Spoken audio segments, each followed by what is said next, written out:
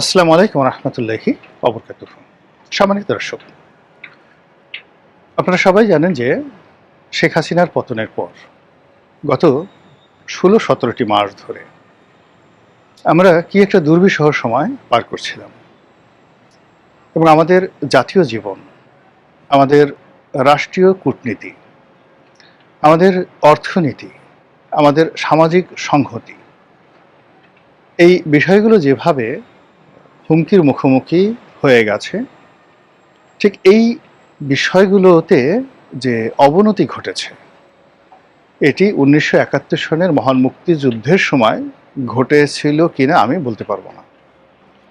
যারা মুক্তিযুদ্ধের সময় সমাজচিন্তক ছিলেন, রাষ্ট্রবিজ্ঞানী ছিলেন, রাজনৈতিক বিশ্লেষক ছিলেন, তারা এই বিষয়গুলো এখনকার সময়ের সঙ্গে মিলিয়ে যদি বিশ্লেষণ করেন, তাহলে হয়তো এটা আমার চাইতে তাদের সেই মূল্যায়ন অনেকাংশে নিরপেক্ষ হবে, বস্তুনিষ্ঠ হবে এবং বাস্তবভিত্তিক হবে। ১৯৭১ সনে আমি বালক ছিলাম। আমার যতটুকু মনে পড়ে, যে দৃশ্যগুলো দেখেছি, তাতে আমার কাছে মনে হয়েছে যে আমাদের মধ্যে যে যুদ্ধের ভীতি, এটি শুরু হয়েছিল আগস্ট সেপ্টেম্বর মাসে, আর এটা ডিসেম্বর মাসের প্রথম সপ্তাহ পর্যন্ত, অর্থাৎ ৫ থেকে ৬ তারিখ পর্যন্ত এই ভয়টা আমাদেরকে তাড়া করেছিল গ্রাম বাংলাতে। আমি যখন গ্রামে থাকতাম, কিন্তু মার্চ মাস থেকে একেবারে মে মাস পর্যন্ত বা কিংবা জুন পর্যন্ত এটি অ্যাবসলিউটলি মনে হয় যেন কিছুই ঘটেনি। উপজেলা শহরগুলোতে বা থানা শহরগুলোতে ওখানে মুক্তিযোদ্ধাদের ট্রেনিং হচ্ছিল, লোকজনের মধ্যে একটা উন্মাদনা, সবাই বিবিসি বা ভয়েস অফ আমেরিকার খবর শুনছে, অনেকে হুটহাট করে মুক্তিযুদ্ধে চলে গেছে, এই পর্যন্তই। কিন্তু পাকিস্তান আর্মির যে ভয়, হানাদারদের ভয়, রাজাকার আলবদরদের যে অত্যাচার, এটি আসলে বর্ষাকাল পর্যন্ত ছিল না। আপনারা জানেন যে আমাদের দেশে যে বৈশাখ জ্যৈষ্ঠ মাস প্রচণ্ড দাবদাহ থাকে, আষাঢ় শ্রাবণ ভাদ্র এই ৩টি মাস দেশের বেশিরভাগ অঞ্চল এখন নয়, ঠিক ১৯৭১ সনে সেই পানিতে প্লাবিত থাকতো এবং মানুষ খাদ্যের যোগান, বর্ষাকে মোকাবেলা, ফসল ঘরে তোলা, গৃহপালিত গবাদি পশু নিয়ে এতটা ব্যস্ত যে যুদ্ধ নিয়ে চিন্তা করার সময় তাদের থাকতো না। জীবন যুদ্ধই তাদের কাছে গুরুত্বপূর্ণ হয়ে যেত। অন্যদিকে এই আবহমান বাংলার বর্ষাকে জমের মতো ভয় পেত হানাদার বাহিনী হাজার বছর ধরে। ফলে বাংলার বর্ষাকে এতটা ভয় পেত যে বর্ষাকালে কখনো কোনো হানাদার বাহিনী বাংলাদেশে আক্রমণ চালায়নি। এই কারণে পাকিস্তানি বাহিনীও ঠিক আগস্ট পর্যন্ত তারা রণাঙ্গনে ওইভাবে তাদের যে জুলুম অত্যাচার এটা দেখায়নি। শরতের শুরুতে যখন তারা শুরু করলো, ঠিক সেই সময় আমাদের মুক্তিযোদ্ধারা সংগঠিত হয়ে গেছে। আর ডিসেম্বর মাসের ৬ তারিখে ভারত যখন সরাসরি যুদ্ধে জড়িয়ে পড়ল ১৯৭১ সনে, তখন উইদিন এক সপ্তাহের মধ্যে যুদ্ধের যে সমগ্র চালচিত্র, এটা পাল্টে গিয়ে বাংলাদেশের পক্ষে চলে এলো। তো যেটা বলছিলাম যে এই যে যুদ্ধের একটা সংক্ষিপ্ত ইতিহাস, সেই ইতিহাসের মধ্যে বাঙালির সামাজিকতা বজায় ছিল, সামাজিক সম্প্রীতি বজায় ছিল, বিয়ে শাদী, জন্ম মৃত্যু, নামাজ কালাম, স্কুল কলেজ, মোটামুটি গ্রাম বাংলায় সবই স্বাভাবিকভাবে চলছিল। শহরে যারা লোকজন ছিলেন, তাদের একটা অংশ ভয় পেয়ে তারা গ্রামে পালিয়ে গিয়েছিলেন। কিন্তু গ্রামে গিয়ে তারা অনেকটা পিকনিকের মতো সেখানে ছিলেন। গ্রামে এই ধরনের, বেশিরভাগ ক্ষেত্রে গ্রামে এই ধরনের যে শহরের যে আতঙ্ক, এটা গ্রামে ছিল না। ফলে কি হলো, সারা বাংলাদেশের যে ৬৮,০০০ গ্রাম, এর মধ্যে হাতে গোনা ধরুন ২-৩ হাজার গ্রাম ব্যতি রেখে প্রায় সব জায়গাতেই পরিবেশ স্বাভাবিক ছিল। তো সেই দিক থেকে আপনি যদি ২০২৪ সনের জুলাই আগস্ট বিপ্লব ধরেন, তাহলে সেই ৬৮,০০০ গ্রাম, ৫০০-র মতো উপজেলা, ৬৪টি জেলা, এমন কোনো পথ নেই, এমন কোনো প্রান্তর নেই যে প্রান্তরে ভয়ের রাজত্ব চালু হয়নি। এবং এই সময়টিতে কোনো বহির্শত্রু আমাদেরকে আক্রমণ করেনি। আমাদের নিজেদের মধ্যে যে শ্রেণী শত্রু, আমাদের যারা ভাই বোন, দীর্ঘদিন আমরা এই সমাজে বসবাস করে আসছি, তাদের অনেকের সঙ্গে আমাদের রাজনীতির বিরোধিতা ছিল, প্রতিদ্বন্দ্বিতা ছিল, ক্ষেত্র বিশেষে শত্রুতা ছিল। এই মানুষগুলো একে অপরের জন্য এই গত 16-17 মাসে রীতিমতো জমদূত। আমার ইচ্ছে ছিল আজরাইল বলার, কিন্তু এখানে ইচ্ছে করে আজরাইলটা বললাম না, এর সঙ্গে ধর্মীয় একটা অনুভূতি জড়িত। আমরা এটাকে বলি মৃত্যুদূত বা জমদূত। তো জমদূত যেভাবে এসে একটি মানুষের টুটি চেপে ধরে, পৃথিবীর কোনো আকুতি জমদূতকে তার কর্ম থেকে যাকে বলা হয় নিবৃত্ত করতে পারে না। তার মায়া নেই, দয়া নেই, তার কামনা নেই, বাসনা নেই, কেবলই মাত্র অন্যের প্রাণ হরণ তার একমাত্র উদ্দেশ্য। ঠিক একইভাবে শেখ হাসিনার পতনের পর আমরা এই বাংলায় যেটি জিনিস দেখলাম যে কিছু মানুষ রাতারাতি জমদূত হয়ে গেল, কিছু মানুষ হায়না হয়ে গেল, কিছু মানুষ যাকে বলা হয় আরও যে হিংস্র প্রাণীগুলো রয়েছে কীট পতঙ্গ হয়ে গেল। তারা মানুষের জীবন, মানুষের যৌবন, ধন সম্পদ, স্ত্রী পুত্র কন্যা থেকে শুরু করে গৃহপালিত গবাদি পশু সব কিছু তছনছ শুরু করলো। তাদের সেই তছনছের কারণে ওই দিন অল্প সময়ের মধ্যে মানে যে অর্থনৈতিক উন্নয়নটাই এবং যে অর্থনৈতিক স্থিতিশীলতাটি বাংলাদেশে প্রতিষ্ঠা পেয়েছিল গত 15 বছরে, সেটি 15 দিনের মধ্যে তছনছ হয়ে গেল। এবং সেই তছনছ হয়ে যাওয়া অর্থনীতির যে চাকা এখনো পর্যন্ত কিন্তু চালু হয়নি।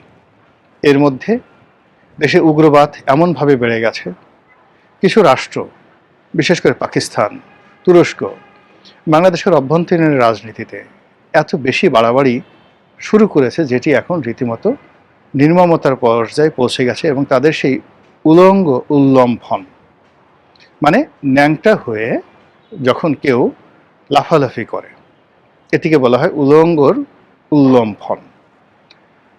এবং চারিদিকে অশ্লীলতা, অশ্রাব্যতা, যেই শব্দগুলো আমরা কখনো শুনিনি বা যে শব্দগুলো আমরা জানি কিন্তু আমরা কখনো সেই কথাগুলো বলিনি, এবং কোনো সভ্য সমাজে সেই কথাগুলো উচ্চারিত হবে এটা যখন আমরা কখনো কল্পনা করতে পারিনি, দেখা গেল আইএসআইয়ের যারা এজেন্ট, পাকিস্তানের যারা এজেন্ট, সেই অশ্লীল এবং অশ্রাব্য শব্দগুলো আমাদের কিছু ইউটিউবারদের মুখে তারা তুলে দিল। এই কারণে তুলে দিল যে বাঙালি যে একটা অসভ্য জাতি, বাঙালি যে একটা অশ্লীল জাতি, এরা যে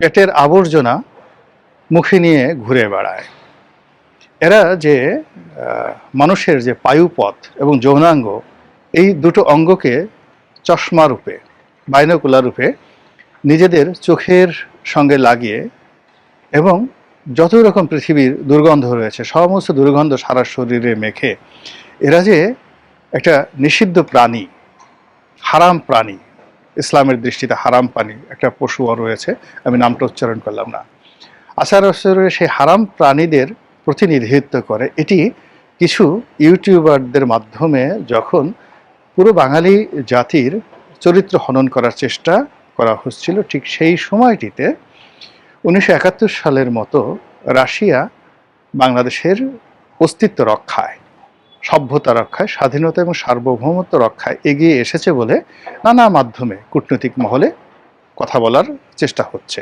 বা একটা ন্যারেটিভ তুলে ধরার চেষ্টা হচ্ছে। আপনারা জানেন যে বাংলাদেশের প্রধান রাজনৈতিক দল বিএনপির ভারপ্রাপ্ত চেয়ারম্যান জনাব তারেক রহমান সাহেব দীর্ঘদিন ধরে সুদূর প্রবাসে অবস্থান করছেন। তো তিনি প্রবাসী থেকে তার দল পরিচালনা করতে গিয়ে নানা রকম বাধার সম্মুখীন হচ্ছেন, এবং এটা হয় না, রাজনীতি একটা প্র্যাকটিক্যাল বিষয়। এখানে সরাসরি মাঠে উপস্থিত না থাকলে আসলে রাজনীতির যে পরিপূর্ণ নিয়ন্ত্রণ কখনোই কোনো নেতার হাতে থাকে না। তো শেখ হাসিনার জামানাতে তিনি দেশের বাইরে থেকেছেন, এর কারণ হলো তার বাংলাদেশে আসার মতো অবস্থা ছিল না, কোনো পরিস্থিতি ছিল না, আর সরকারও সেটা চায়নি।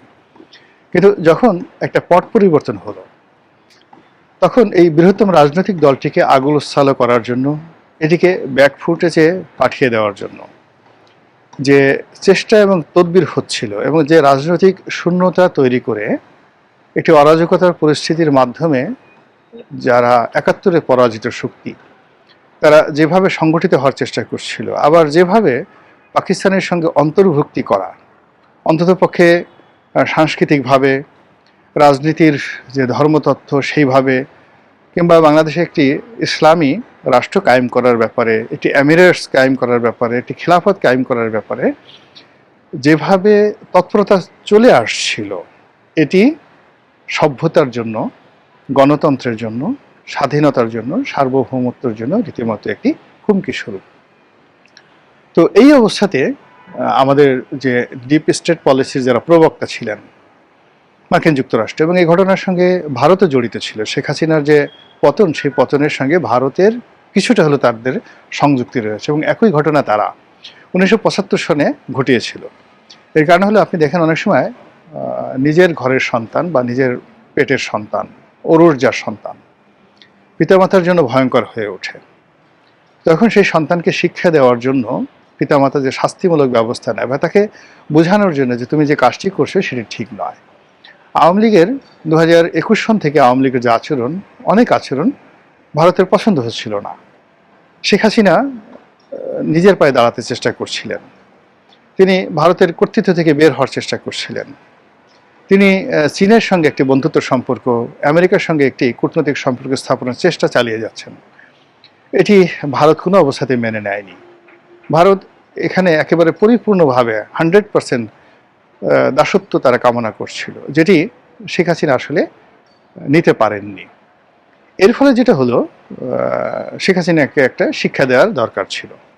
ফলে কি হলো, ভারতের যে অন্তর্নিহিত বেদনা, মার্কিন যুক্তরাষ্ট্রের ক্ষোভ, আমাদের দেশে আওয়ামী লীগের যে সকল অপশাসন ছিল, কুশাসন ছিল, ছাত্রলীগ যুবলীগ নিয়ে, আওয়ামী লীগ নিয়ে যে অভিযোগ ছিল সমাজে, সব মিলিয়ে যখন একটা বিপ্লব, বিদ্রোহ, গণ অভ্যুত্থান ঘটার একটা পরিবেশ পরিস্থিতি হলো, ঠিক সেই সময়টাতেই জুলাই আগস্ট বিপ্লব সংগঠিত হয়ে গেল। এটিকে এখন অনেকে বিপ্লব বলছেন না, গণ অভ্যুত্থান বলছেন।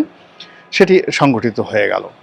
তো সেটি সংগঠিত হওয়ার পরে মানুষের যে আশা ছিল, আকাঙ্ক্ষা ছিল গণতন্ত্রায়নের, মানুষের যে আশা ছিল রাজনীতি, বাক স্বাধীনতা এবং অর্থনৈতিক মুক্তির ব্যাপারে, মানুষের যে আশা ছিল একটি বৈষম্যহীন সরকার গঠন, একটি বৈষম্যহীন সমাজ গঠন, একটি বৈষম্যহীন রাষ্ট্র গঠন, পুরো জিনিসটি অবস্থা এমন হলো, প্রথম দিকে বলা হতো যে যেই লাউ সেই কোদে, অর্থাৎ জুলাই আগস্ট যে অভ্যুত্থানের 1 মাসের মাথায় মানুষের স্বপ্ন ভঙ্গ হয়, এবং যারা বিপ্লবের নায়ক, গণ অভ্যুত্থানের নায়ক, তাদের কর্মকাণ্ড, কথাবার্তা, আচার আচরণ সব কিছু দেখে মানুষ বলাবলি করার চেষ্টা করলো, প্রথমে যেই লাউ সেই কদু, অর্থাৎ আগে যা ছিল তাই তো আছে।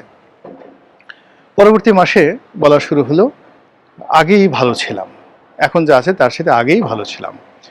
আর ঠিক 2025 সনের জুন জুলাইতে এসে মানুষ বলা শুরু করলো যে খুব দ্রুত এদের হাত থেকে মুক্তি পাওয়া দরকার, একটা রাজনীতির সমাধান দরকার, এবং একটি রাজনীতি ছাড়া আসলে জনগণের মুক্তি সম্ভব না। এজন্য যে মানুষগুলো আওয়ামী লীগকে পছন্দ করছে না, তারাও মনে করলো যে একটা রাজনীতির ইনক্লুসিভনেস দরকার, আওয়ামী লীগের একটা রিকনসিলিয়েশন দরকার। আওয়ামী লীগ, বিএনপি, জামাত, জাতীয় পার্টি যে রাজনৈতিক দলগুলো রয়েছে, তাদের মধ্যে একটি সমঝোতা দরকার, এবং সকল পক্ষের অংশগ্রহণ করা ছাড়া যে রাজনৈতিক মুক্তি মিলবে না, জাতীয় মুক্তি মিলবে না, এবং ভালো কোনো ফলাফল আসবে না, এটি মোটামুটি সমস্ত মানুষ বুঝে গেছে।